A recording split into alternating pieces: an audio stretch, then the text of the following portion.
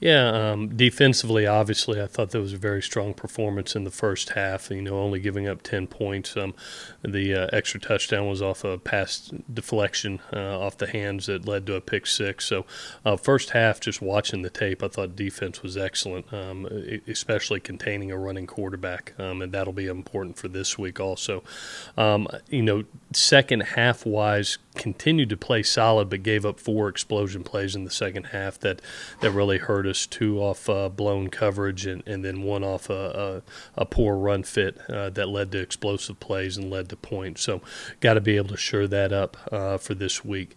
Offensively, as I've said, we have to be better in the run game. Our motto is run the ball, stop the run, don't turn the ball over, play great special teams. And because we weren't able to run the ball against a good front, they were able to play too high coverage, stop our run in too high coverage, which made it a hard day passing, and thus very non-efficient offense, to be honest. So we've got to do a better job of running the ball this week. Special teams-wise, I thought overall played well, with the exception of the fumbled snap, which was, I know, not great by our punter. But when you look at that, if you take that one play out, the kid averaged 40 yards net, and I thought placed the ball extremely well. I know that won't happen again for him. And then kickoff coverage I thought was extremely good, with the exception of the one ball kicked out of bounds. What did you see in the quarterback play, both with Max and Sam? Yeah, I was really positive on both kids. Max getting over 50 reps in that game, and Sam getting 18 reps. And what I saw from both kids is just an extreme amount of poise. The situation wasn't too big for them. They made full-speed decisions. They got the ball out quick, and in a tough day of throwing with some coverages that weren't advantage coverages for them. But I thought protected the ball well. A deflected pass off the hands of a receiver is something that happens to you. You don't want it to happen, but it wasn't a poor decision. So overall, I thought both kids reacted well for their first time out. What are going to be some of the key points of emphasis this week, things that you need to clean up, need to improve on? Well, first of all, run the ball.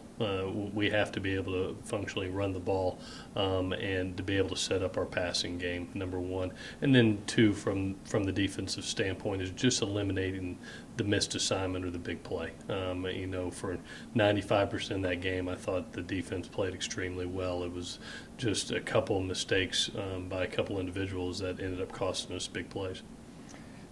How's your team's psyche coming out of that game? Sometimes a loss like that can take a toll. Mm-hmm. How do you think they'll respond? I think they'll respond very effectively. I saw it in the locker room afterwards. They were already ready to make amends for it and really to get back on the field. Coming in on Sunday, had a lot of guys coming up already watching tape, even though it was their off day. They were coming in on their own, coming down in the weight room, lifting on their own.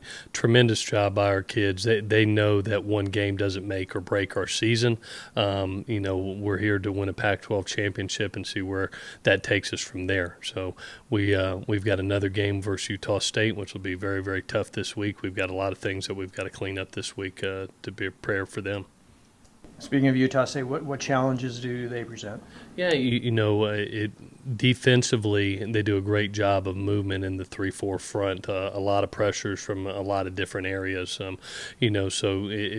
their front reminds you a lot of a Stanford front. In that 3-4 scheme where pressures can come from field, boundary, overload pressures, and trying to fool a quarterback and fool an offensive line. So we'll have to do a great job of identifying those pressures and getting the ball out on rhythm. Defensively, I think the biggest challenge is we're playing a very athletic quarterback. So there's going to be some quarterback-driven runs that'll be in this game that we've got to be able to maintain and handle and keep contained.